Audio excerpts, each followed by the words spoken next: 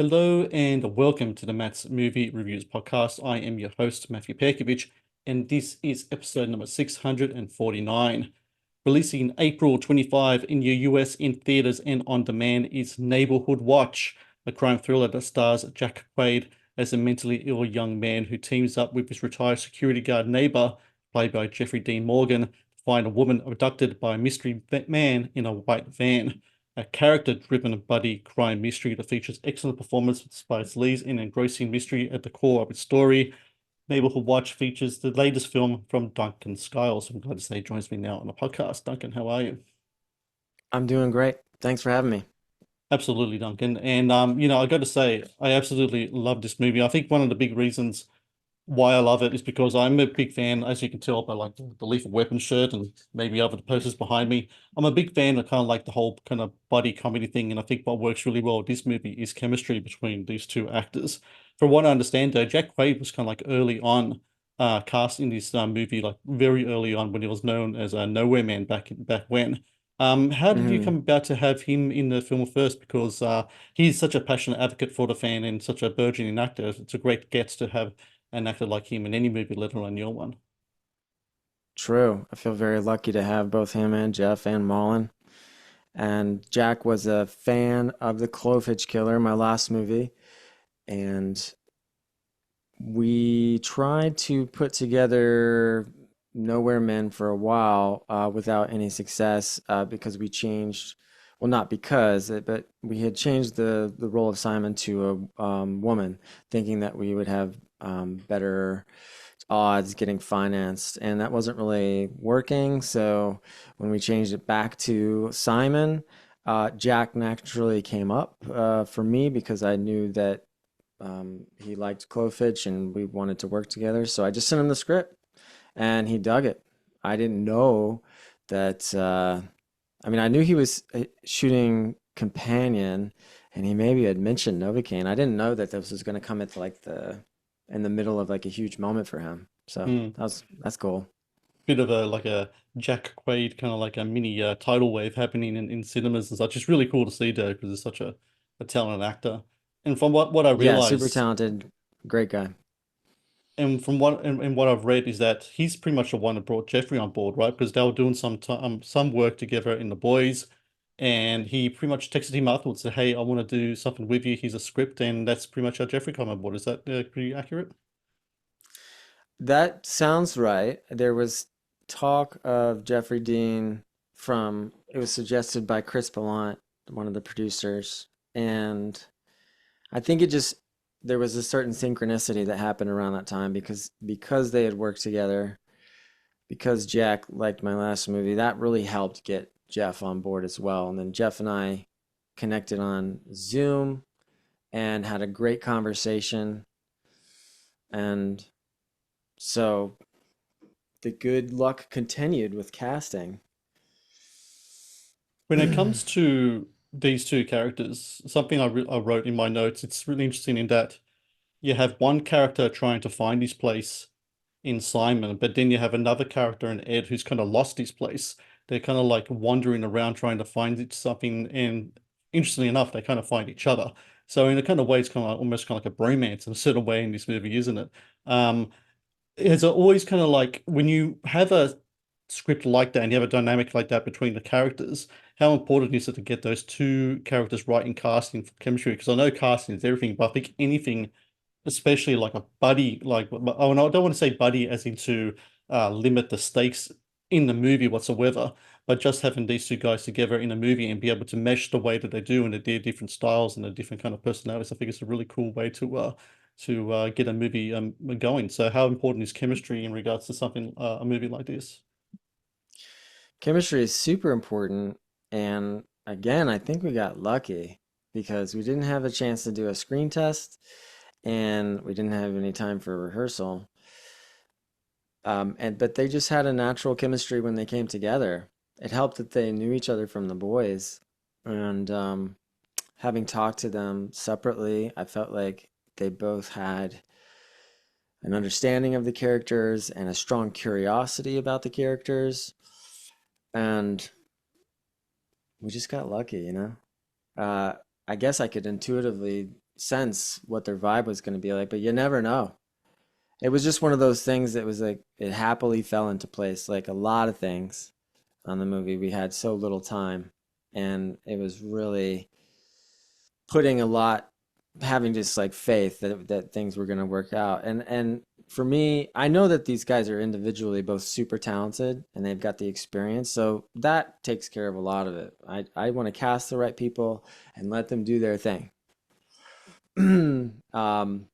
So it does come down to a certain degree, like just their skill, and but there's, I guess, an element of chemistry you can't really like fake. Um, the script is good though, like that that counts for a lot. Like Sean Farley's script works on the page, so the combination of the script, these two guys, something about it had to work. I'm glad it did. The Matt's Movie Reviews YouTube channel is brought to you by TeePublic. TeePublic is the world's largest marketplace for independent creators to sell their work on the highest quality merchandise. With over 1.2 million designs, TeePublic is sure to have something you'll love. I read in an interview with Jeffrey, he talked about how you guys had these 3 week shoots. I think it was 2023. I think you guys were doing Birmingham, Alabama, Yeah, working fall over of there. 23, yeah.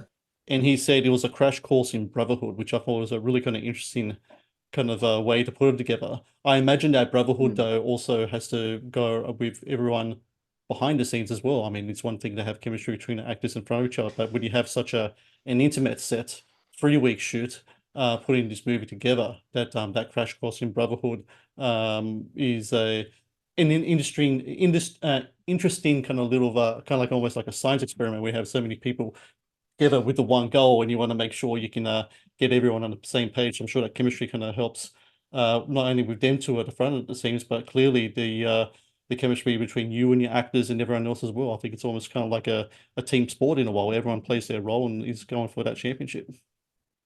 Yeah, and I like to encourage that team spirit. I like to be collaborative. I like to bring on people who are excited about what they do and are good at what they do and trust them to do it, to bring it, make me look like a better director. And my DP, Luke McCubry, my production designer, Adam Pruitt, my costume designer, Rachel Wilson, my first AD, Maggie Ballard, they all brought it.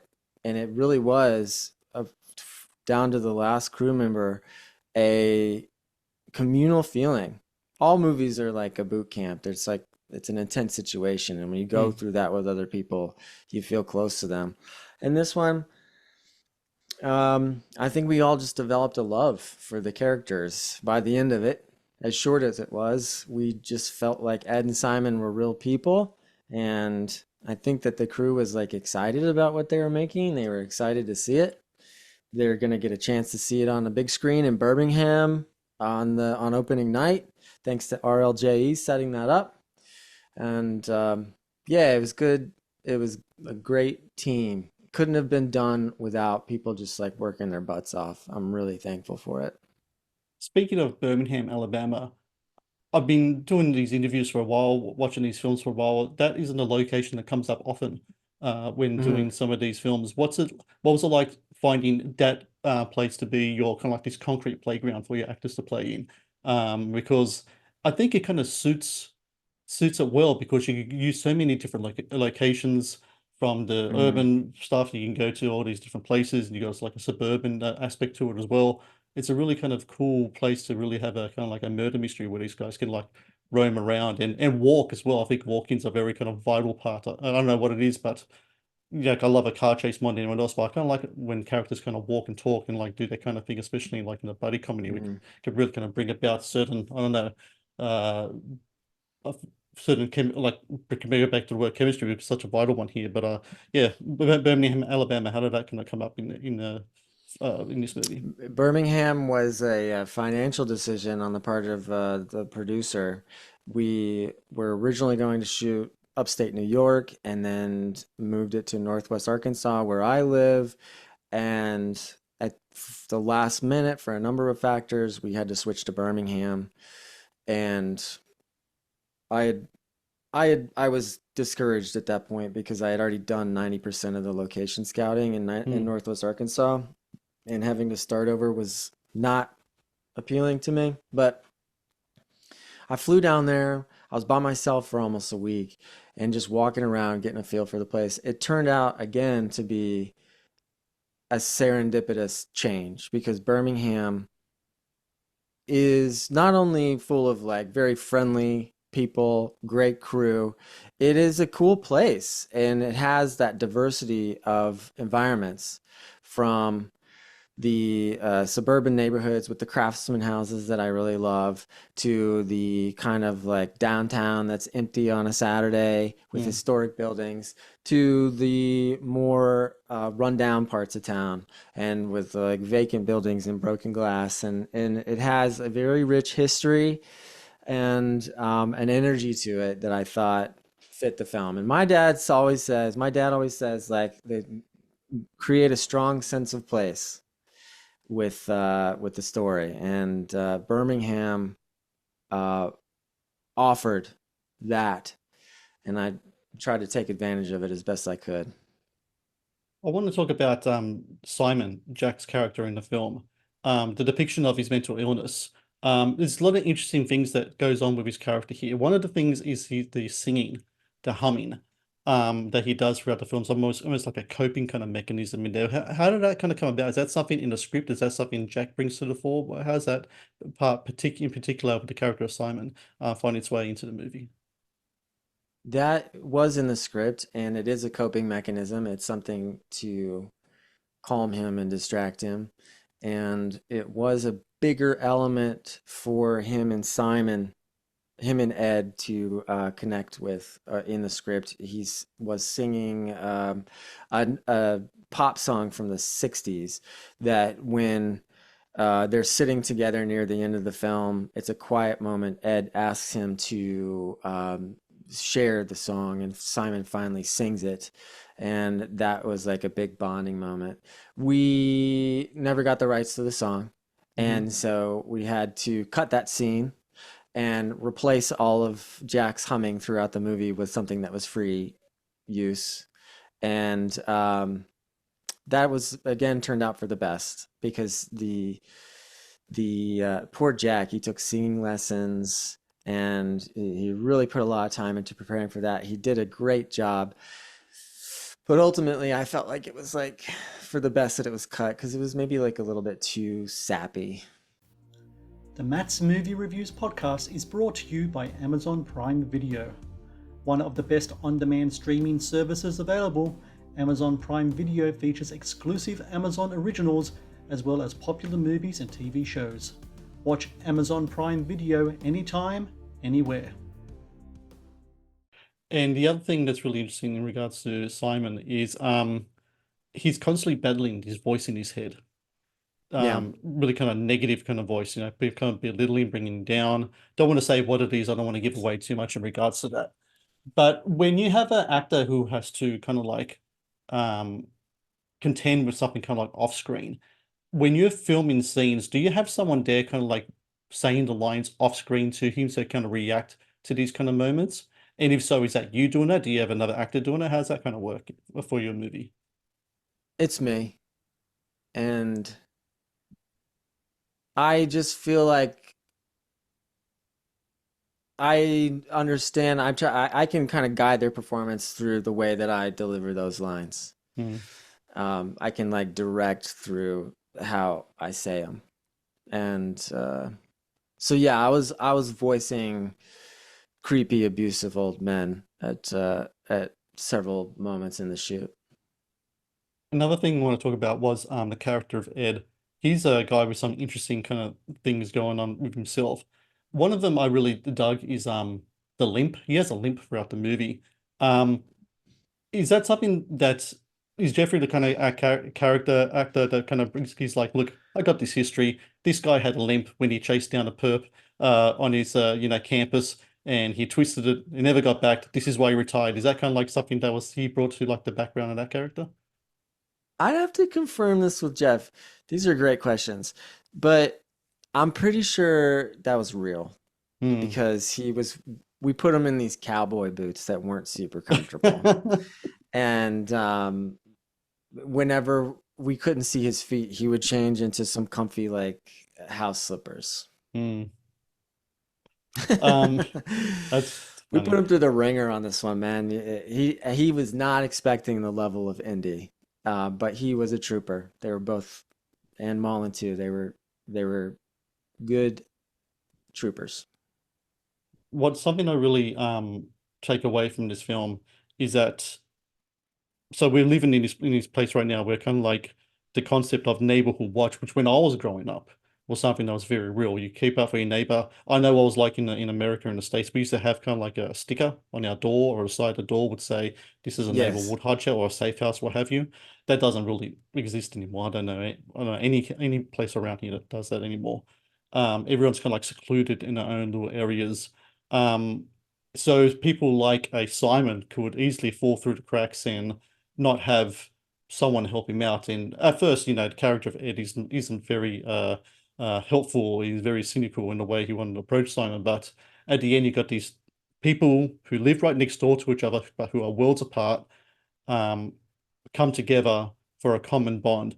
And I think that kind of sense of community is something that's kind of very much missing these days. And I like the fact that even though Ed has his reservations about, you know, Simon, and Simon has his own kind of demons to deal with in regards to reaching out to people in the outside world, and he's very kind of like burnt from his past experiences with that.